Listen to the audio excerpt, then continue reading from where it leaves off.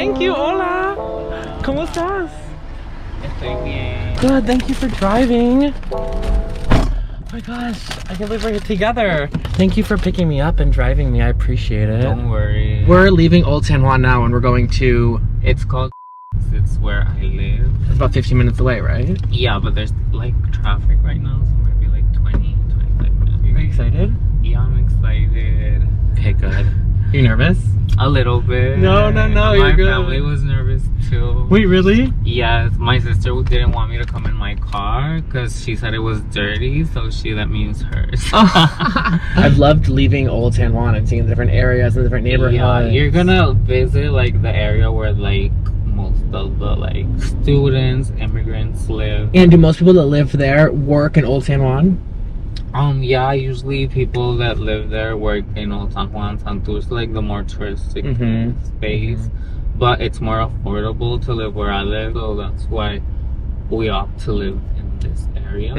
It's not the safest or like the prettiest, but it's like affordable. Totally. Thank you so much, first of all, for coordinating all of this. It means so much. Thank you. It means a lot to me because this is my family, my home. In Latino culture, family is everything. We always like to live together. I'm 27 and I still like living with my family because it's where I feel safe, it's where I feel at home. And I'm not leaving here until I have my own family because that's how I was raised. You know, when I was planning interviews for Puerto Rico, I talked to a lot of different people because I wanted to see what stories I wanted to tell. The minute you told me that your dad was a pastor, I just thought what an important story to share, because I know that so often in families, religion can drive people away from each other when their child is in a queer community. I can't imagine my life without my family. Hi, baby. Oh, yes. I'm a little bit stinky. No, darling. Nice to meet you. Nice to meet you. What's your name? Erandi. Erandi. Yes. Muy bonita. Thank you. Muchas gracias.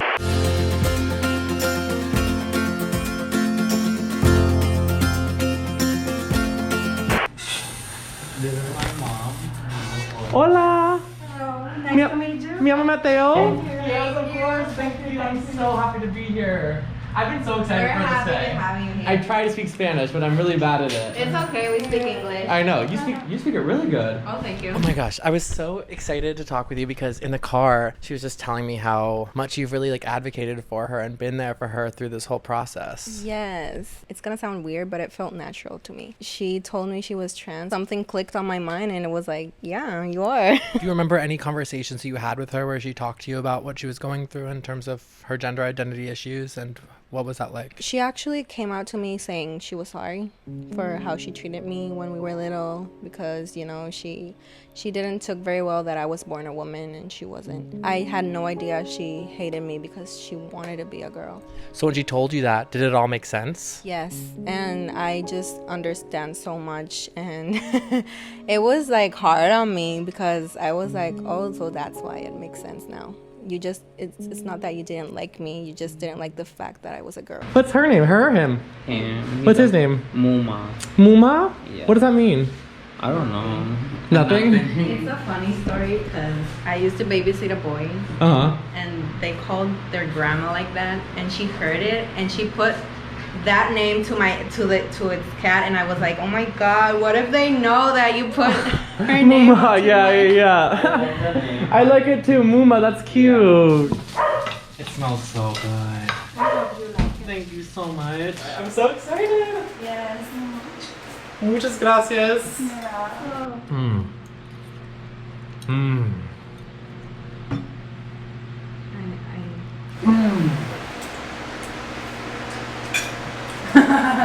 The rice is so moist, so nice. It's not dry at all. Oh my gosh.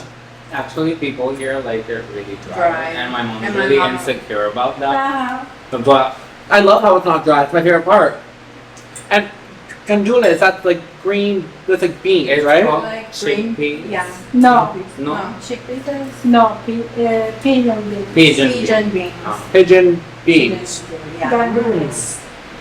It's very Puerto Rican, right? Yeah, that's our typical That's dish. Typical dish. Yeah. Thank you again for letting me come here, and also for being honest and open with me about your journey into accepting Natasha, because I just think there are going to be so many families out there that watch and maybe are struggling to accept their child transitioning because of religion. I thank you for willing to open up about that. It's a hard process, but love have helped me to go through this journey with her. Do you remember when she first came to you and told you, Mom, I think I'm a girl? Wasn't like that. The first time we were sit all the family and we were talking about Erandi was having a hard time. Yes, I suffer from anxiety, so every time I would get my panic attacks, it would casually be a Friday, and we would get like very vulnerable. And we started like opening up, and I was talking about how I felt. But that hit something on my sister. She like broke out crying and said, well, I feel the same, just that I'm gay. And we were like, oh, shook. We were like, oh my God. So at that point, she was just gay, right? Yeah. So, and how did you feel about that at that time? At that time, he attended to church. He was very active at church. It was okay because at that time he has a relationship with God, and I knew at least he has that. I didn't have any problem because it was his nature, but if he surrendered that nature to God, God will help him to go through. Even he was a gay, but if he surrendered his himself to God, that's gonna be okay. Then when Natasha came to you, or when you realized that she was not gay, she was actually trans, what was that like for you? Really hard too. And I appreciate your honesty. It was hard, and also because her lifestyle, she became a drag queen, and that was really shocking for me. Sobre todo porque ella como mujer no se parecía a lo que yo era como mujer. Seeing me show a lot of skin, wearing a lot of makeup, long hair. My mom is a really simple and modest woman, and that's what like all the women in my family are like. So I never had like that glammed up She's the extra one. Example in my life. So the way I was embracing my womanhood was really different to what my mother's example is. Como te dije anteriormente, ha sido un proceso. No fue todo fácil. El amor siempre estuvo presente. Yo nunca le pedí que se fuera de la casa. Siempre él ha tenido su lugar ha tenido el lugar en la familia. Pero no fue fácil ajustarme al estilo de vida que ella ha decidido tener. How did you handle that with your religion and her being trans? Yo me he aferrado al ejemplo que nos dio Jesús. Si tú lees los evangelios, tú vas a ver a Jesús con las prostitutas, los publicanos, aceptando a todo tipo de personas que en la sociedad de aquel tiempo no aceptaba, pero Jesús sí. Yo la amo. I had a boyfriend. He had cancer. I invited him to church. The person who was preaching started preaching about homosexuality and how it was a sin. And I was so mad because he was in a very vulnerable moment in his life, and I was hoping that going to church would give him hope, and it was like the total opposite. It was a really bad experience. So I called the pastor and I insulted him. I told him what he had done, and after that I was like done with church. And years after that, he called me, that same pastor, and he told me that I changed his life, that no one had the guts to tell him something like that in his life, because I literally told him if he dies tomorrow and that was the last thing he heard, it's on you. I do believe in God, but I just don't believe in God the way they believe in God. For me, like, I am a really loving person, and the fact that people don't practice love, that for me was just like a barrier. I was like, is this what I want to be like showing others? Like, is this the message I want to give? And I didn't, like, I felt so disconnected by it, because I would go and be anxious in church and just wait for someone to say something, not only about her, about me, and how we were wrong. It works for some people. It works for my parents. My parents are happy. My parents are wonderful people. They help a lot of people. Maybe some aspects of their life are hard, especially relating to like having a trans daughter or other things that may be hard in their life. But in all, they're happy people and they enjoy their religion, and their life revolves around that. I couldn't see my life revolving around that. What were your feelings when they both decided to not be religious anymore? I'm really sad. I miss them. We used to be a teamwork, and now I feel lonely sometimes.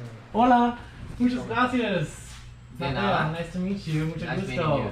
Thank you for having me here. When Natasha told me that, her dad was a pastor, I was really interested to talk with you about your experience with her being trans and what that was like for you because of your religion. Well, actually, it has been a learning experience. At the end of the day, we believe that we have freedom of choice or free will. There are many things I do not understand. I have to be honest with you. How this came to be.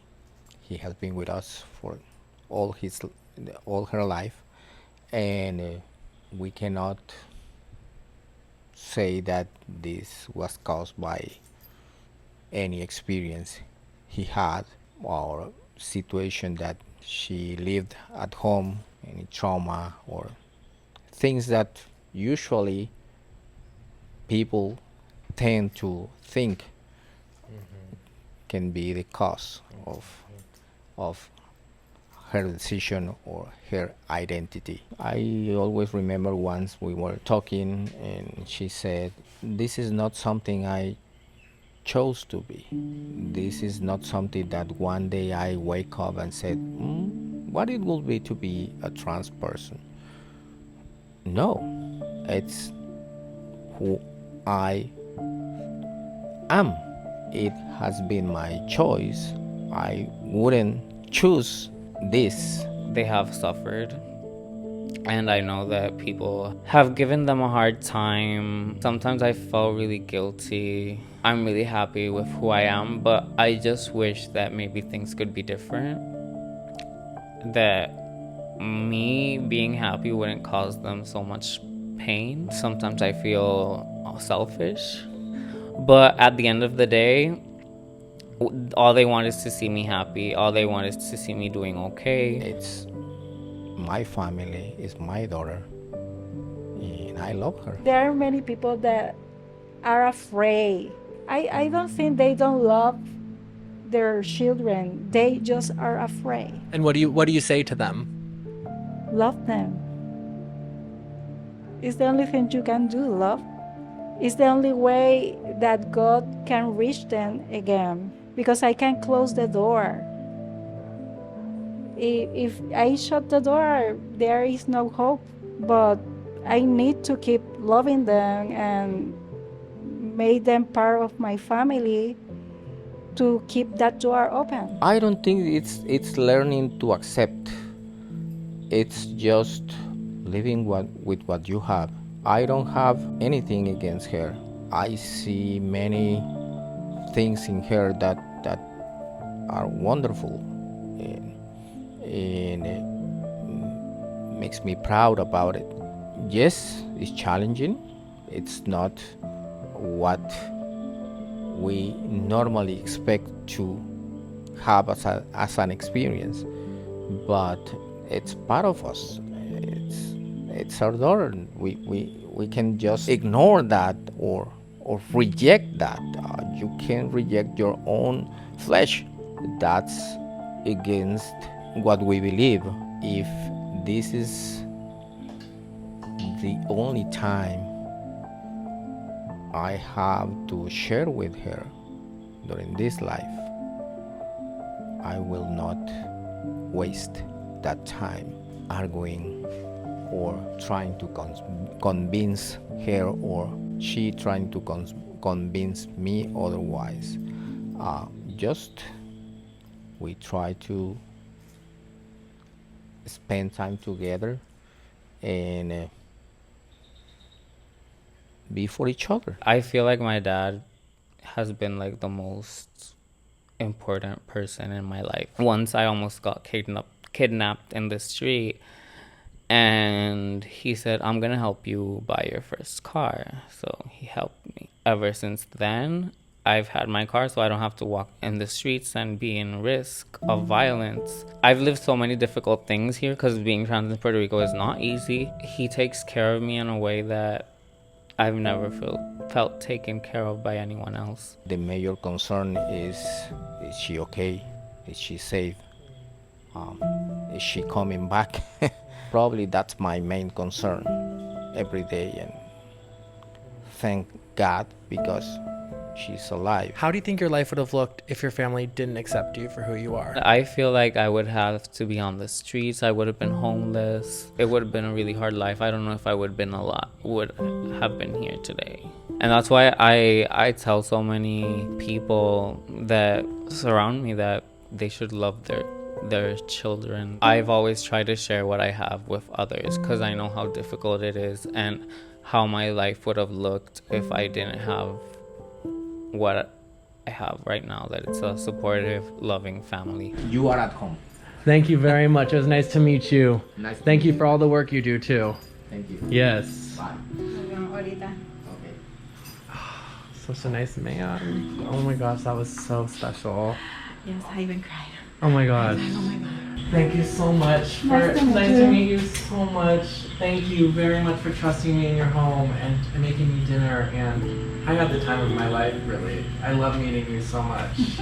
Thank you for coming. I will never forget this experience, so thank you so much. Your family has been so amazing tonight, inviting me here into your home, making me dinner, sharing their honest response. Yeah, I was really happy that they were honest. I was afraid that they would feel, I don't know how to say it in English, but like they would be fearful to express what they really believe. But I'm happy they did because it's their belief system and it's what they preach, and I respect that. But the most important part is that doesn't get in the way of them being my parents. Okay, so now we're gonna go meet your friends, right?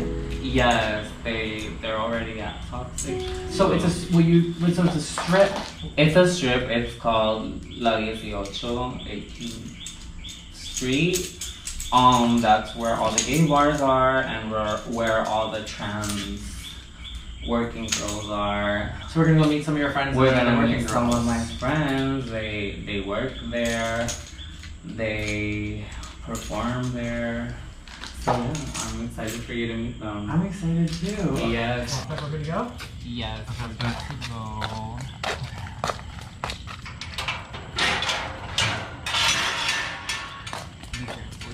Okay. This is yours, right? Yeah, this is